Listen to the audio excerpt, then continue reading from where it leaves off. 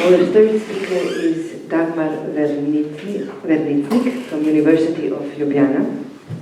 She obtained her doctorate in history from the University of Oxford with a PhD thesis pertaining to the life, work, and political activism of the international pacifist, feminist, and suffragist Rožika Strle.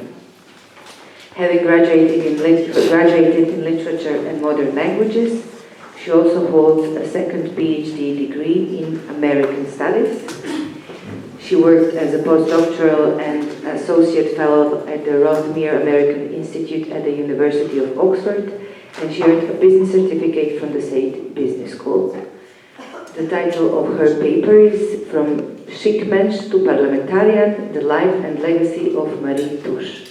Buongiorno and hello everybody. This is a quote about the first female parliamentarians elected to the Austrian National Council in 1919.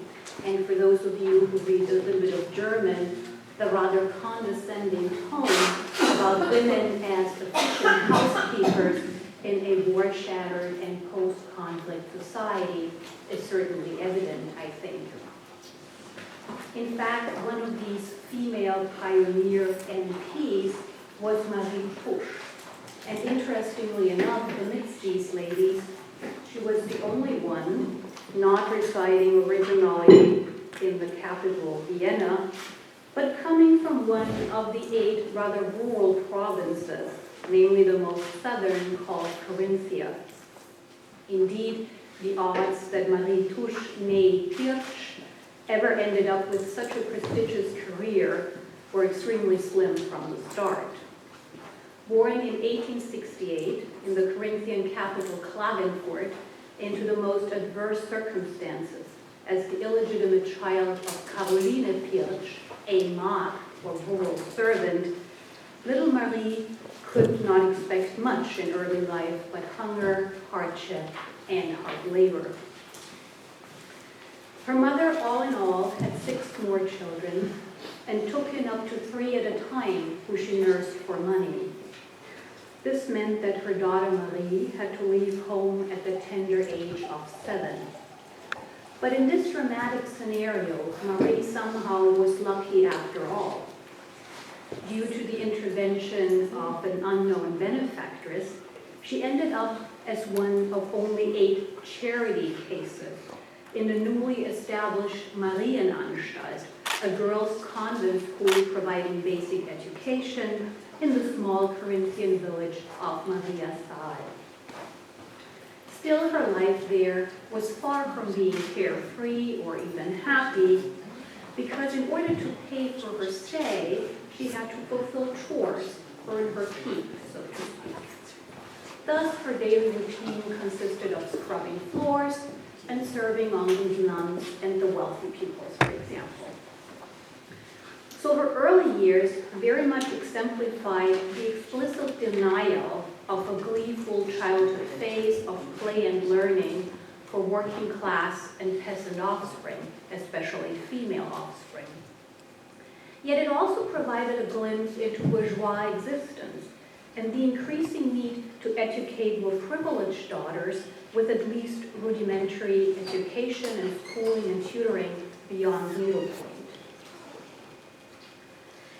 Her stay at the convent ended after 5 years when she found employment in the local tobacco factory in Klagenfurt, one of more than 30 in Austria-Hungary, with up to 38,000 workers, the overwhelming majority of them female and mostly flocking from the countryside to urban centers in search for work, and approximately 1,200 clerks. Subsequently, Marie Tusch, like so many other youngsters, practically grew up in a factory. Again, while facing the inadequate working conditions there, Marie Tusch, in due course of time, turned into a political activist.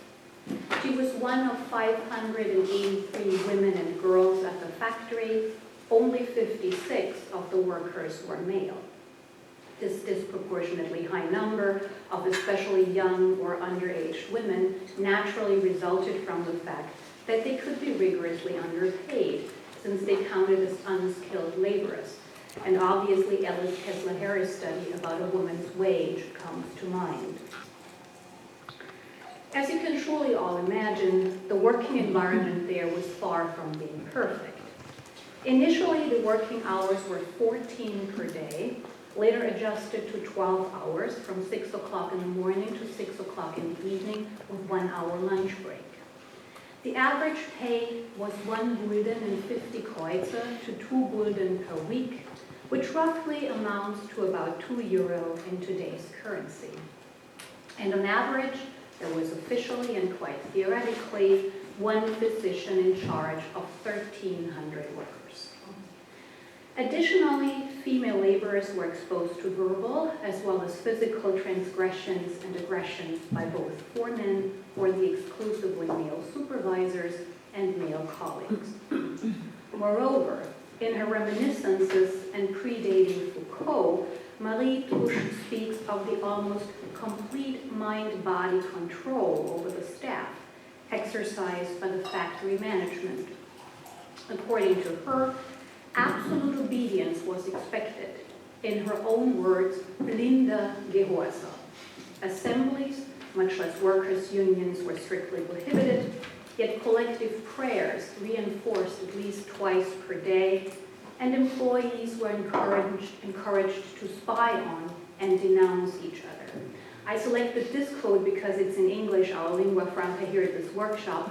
Although it derives from a US tobacco factory in the 1930s, it captures the mood quite well, I believe. Particularly pregnancy, childbirth, and maternity leave, or the denial of it, especially for unmarried women, were topics that Tusch and her female co-workers had to confront, and the fight for legal protection against arbitrary discrimination and harassment was paramount. Tusch herself tragically lost 6 children, either as stillbirths or in infancy. Hence, she and her husband, Anton Tusch, a train driver and social democrat, adopted Margareta, the 7-year-old daughter of an impoverished waitress called Gertrude Bichler, in 1920. Abortion, more precisely the regulation of abortion, and decriminalization of women who had aborted was another pertinent issue for Tusch, witnessing many of her peers being incarcerated after the then illegal termination of a pregnancy. This also introduced a crisis regarding her Catholic faith, and she finally left the Catholic Church in 1920. Incidentally, Tusch's coming of age politically and intellectually coincided with the emergence and formation of the Social Democratic Party in Carinthia. For instance, the party paper Der Volkswille appeared for the first time in 1900, and the Corinthian tobacco workers were predominantly targeted as recruits and followers by the new party, as for example, Gabriele Hauch in her book Vom Frauenstandpunkt aus points out. Indeed, Marie Tusch joins the local women's branch of the Social Democratic Party, founded in 1899 in Klagenfurt, and becomes what could be translated as a confidant to workers in her factory, a role which in turn exposed her to even harsher treatment and surveillance by the plant's management. We have to keep in mind that Habsburg assembly laws in the Austrian part of the dual monarchy were quite strict, and even stricter for female citizens, who usually had to disguise their organizations, for instance, as reading circles, so as not to be classified as political groups. Here, for instance, we have a post-war quote by Tusch, directly and deliberately employing maternalistic rhetoric, probably to counteract the general assumption in society and politics that working-class women were prone to displaying immoral attitudes and leading a frivolous lifestyle, which frequently fueled the prostitution and so-called maid question debates. Parallel to her political engagement, Tusch, the ardent autodidact, who never received any formal training, much less higher education, pursued her private study of books and honed her talent for charismatic speeches. There are reports of the 1920s that she was adored like a martyr or a saint by her female audiences. For example, in an interview, the retired tobacco worker Paula Moser remembered that Tusch was escorted home after her talks by her admirers, who feared that she could be attacked by political opponents. After the First World War, and with Austria turning into a democratic republic, Tusch's popularity advanced even further, and she won a seat in the Austrian parliament after the first universal elections held on the 16th of February 1919, being only one of 8 women to achieve this aim. All of them, except one, Hildegard Burian, who ran for the conservative Christian Social Party, were also members of the Social Democratic Party, like Tusch. In fact, Tusch was one of the few women who remained consecutively in parliament for all 4 legislative periods until Dollfuss usurped power. And here we see her sitting in the 3rd row, quite symbolically, I believe. By the way, the 2 female parliamentarians of the 8 missing in this image are the previously mentioned Hildegard Burian, who belonged to a different political fraction, and Emmy Freundlich. In her new role as a representative of the people during the interwar years, Tusch took on topics particularly close to her heart, such as higher wages and better safety regulations for female workers and their families, more social benefits, protection and provision for war widows and for veterans, or the curbing of infant mortality rates and increasing unemployment levels. Indeed, she pleaded many individual cases reported to her from more remote areas of Austria in Vienna. For instance, in December 1926, when she teased out and lobbied against discrepancies in the distribution of welfare for invalids of different milieus. Furthermore, she was considered an economic expert in any topic pertaining to the tobacco industry, particularly as a profitable business to finance the Völkerbundanleihen. Therefore, she presented several treatises on problems in the cigarette manufacture business, as well as potential legislative reforms to remedy them in Parliament throughout the 1920s. Additionally, there was another emerging phenomenon that she decided to tackle politically: the rise of German nationalism and the so-called Deutschnationalen, predominantly in her home province, Carinthia. Now allow me to digress briefly for better contextualization. Compared to other Austrian provinces, Carinthia had relatively larger numbers of Nazis and their illegal networks before the Anschluss.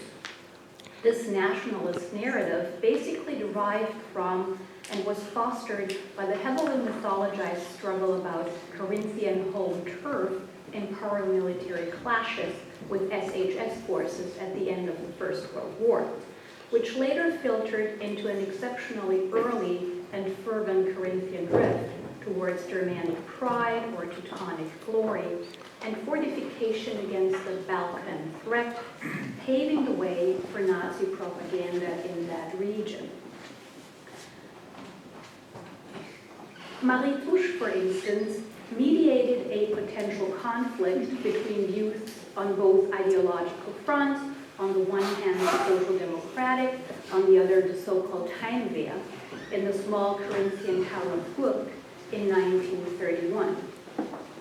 Actually, her fight against fascism even introduced a schism in her marriage, because her husband Anton gradually and openly aligned himself with right-wing doctrines and reactionary slogans. Tusch experienced the annexation of Austria by Hitler Germany in 1938 in Klagenfurt at the age of 69, and in the following year she died of a heart attack, and according to most sources, some mention pneumonia as the cause of her death. And concluding, and as an ironic postscript, the tobacco plant in Klagenfurt was turned into a munitions factory during the Second World War and completely bombed in air raids in January of 1944. What remains in our millennium of Marie Tusch's legacy? Well, like so many of her fellow female and feminist co-fighters, she is rarely remembered and barely widely known. A street in the 22nd district in Vienna and an annual Carinthian Gender Award are named after her. Thank you very much.